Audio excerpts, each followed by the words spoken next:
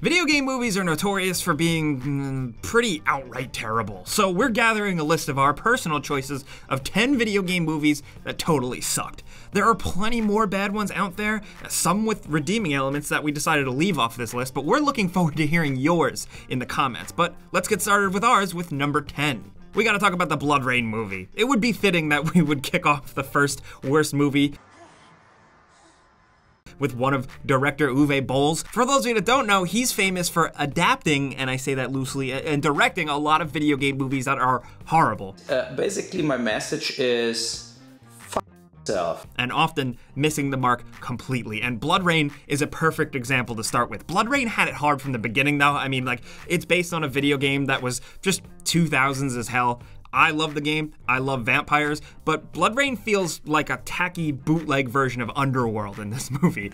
Despite having a pretty badass cast like Michael Madsen, Ben Kingsley, Michelle Rodriguez, freaking Billy Zane, they went for a relatively unknown for the lead of Rain with Kristanna Loken, and she just didn't quite fit the bill. The games themselves weren't award-winning by any means, but instead of fighting in Europe and biting Nazis in the game, the movie opted to go earlier in the timeline during the 1800s. What gives? It was just like a schlocky, slashy movie, but boring to look at, and it seems like the cast just didn't want to be there either. Still, the director went on to make 2 more of these freaking things, although they both went straight to home DVD. But next at number 9, Double Dragon. Yeah, they made a Double Dragon movie. Yeah, one of the best all-time beat-em-ups with a simple, workable premise was made into an early 90s as hell crappy movie. It was so 90s, but in the bad way. It was so 90s that Alyssa Milano was in it. Billy and Jimmy Lee in the movie come off as completely stupid, almost like Bill and Ted, and despite the movie having a couple of cool cheesy flourishes here and there, it just comes off as pretty incoherent. I wasn't looking for a smart movie based on a game where you just punch people in the streets, but still. This also aged so horribly that it reminds me of, and we're gonna bring this up again, classic scenes in the Power Rangers show, but when they're not in costume, like and they're just in high school doing Power Ranger stuff. Yeah, it's that bad. But moving on to number 8, let's talk about DOA, Dead or Alive. There's another one that's like, what? They made a Dead or Alive movie?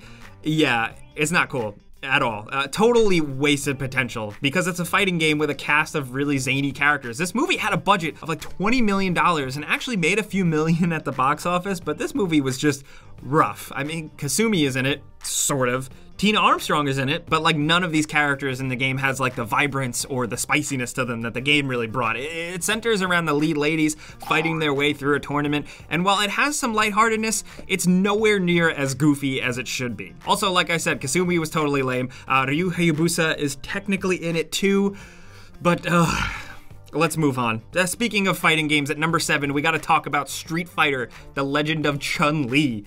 Hot damn, this was a boring mess everyone forgot about. Say what you want about the 1994 Street Fighter with Jean-Claude Van Damme. That movie had a bunch of crap in it, but it managed to be a campy, memorable, weird good time. Legend of Chun-Li here tries to reboot the series into something a little more realistic and serious with some grit, and oh god, it's so boring. This came out in 2009, and no one remembers it. It centers around Chun-Li, sorta, on a quest for vengeance for her father and stuff, and various characters show up with the names of their iconic characters, but they're not even close to them at all. Didn't even try. Aside from a good fight or two, this movie was just incredibly boring. Next up at number 6, ooh, this one's a hot take, but we're gonna bring up the Resident Evil movies. I don't know which one is the worst. Everybody has a different one. I don't know, pick one. As a big Resident Evil fan, these movies are the bane of my existence because they just never stopped. These movies performed really well though, like mainstream audiences and overseas audiences really seem to enjoy them and eat them up. And I'm not gonna dunk on them for that. We might get some hate on this. I think some of the movies have some redeeming qualities here and there from the first one to the next few, but damn it, this is not my Resident Evil, like at all.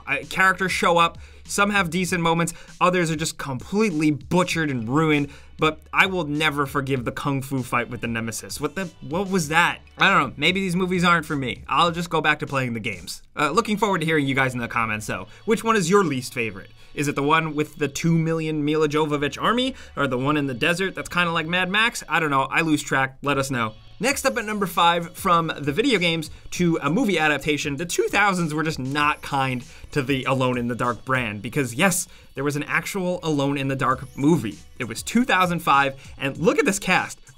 Tara Reid, Christian Slater as Edward Carnby, Stephen Dorff, and guess who directed and produced it? Our pal Uwe Boll. Apparently, he clashed with the writers of the movie as he steered it away from being a quiet, contemplative, investigative horror movie to more of an action thriller, and the results aren't pretty. It won a lot of awards for being in the worst categories, be it, the Stinkers Bad Movie Awards, the Razzies, just stuff for bad music, bad acting. It was really just a straight-up bad movie, whether or not it was based on a video game.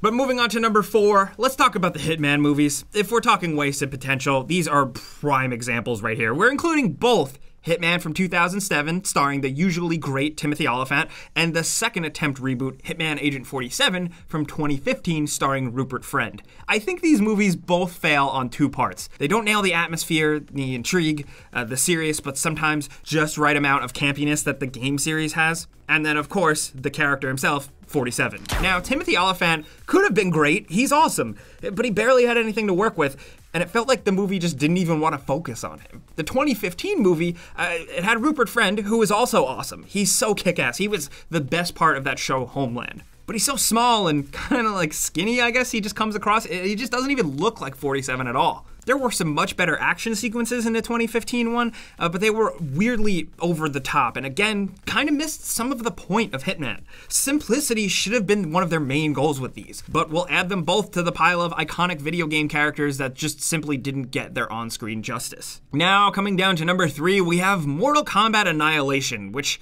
pains me to bring on this list. It's the second Mortal Kombat movie. The first one actually was really good somehow. I still don't know how they pulled that off, and it just was really cool. The second one, though, Mortal Kombat Annihilation, yeesh, I mean, it went way too far off the rails and just did it all wrong, and that's saying something for Mortal Kombat. First off, a lot of the actors from the first movie didn't return for the sequel, and it was kind of jarring seeing different actors. Honestly, the movie just kind of comes across as a bad episode of, again, Power Rangers. The cheesy production works well for Power Rangers, but not at all for Mortal Kombat. I mean, Shao Kahn looks like a cosplayer. Look at him. I actually think Power Rangers had better special effects than this. It's still like a good time to watch, though, if you're watching it for the same reason you'd watch The Room with Tommy Wiseau. But I do think there's a way to fix this. If we can somehow erase this movie from existence and then let RZA make a new Mortal Kombat Annihilation, I think we can get a pretty worthy sequel to the first Mortal Kombat movie. Or even better, just go back and watch those independent short films of all the characters on YouTube. Those are fantastic.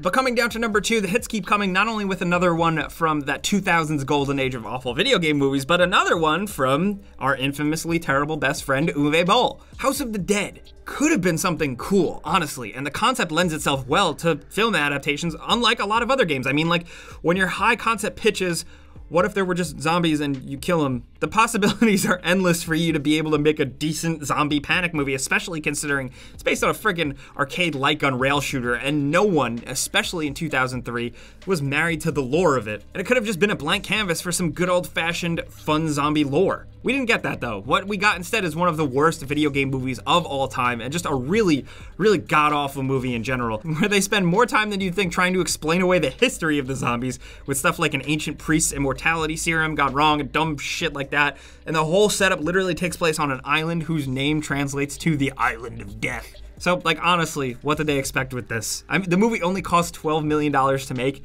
and it shows with pretty much unknown cast, incredibly low-budget special effects. You know, in all honesty, it looks on par, or even worse with a lot of these video game fan films we've seen in current years. And those are made by crews of fans who don't have $12 million in their pocket, and honestly, those fan films are more fun to watch, because at least in those, you get the feeling that the cast wanted to be there. House of the Dead? Not so much. But now, at number 1, we have arrived to the Super Mario Brothers movie. Now, this movie is very hard to bring up on this list. We had a vote at gameranx and I lost. I kind of love this movie. It's so weird in early 90s, but I think in the right ways, it's truly special. Does it absolutely butcher everything about the Nintendo franchise we all love? From Mario and Luigi to their origin, to how they jump, and even the freaking Goombas where they look like this, but we got this? But I will say, it's got some weird sci-fi charm. It does feel like the people in charge wanted to make a completely different movie, though, and honestly, they should have. Why tack on a gritty sci-fi future with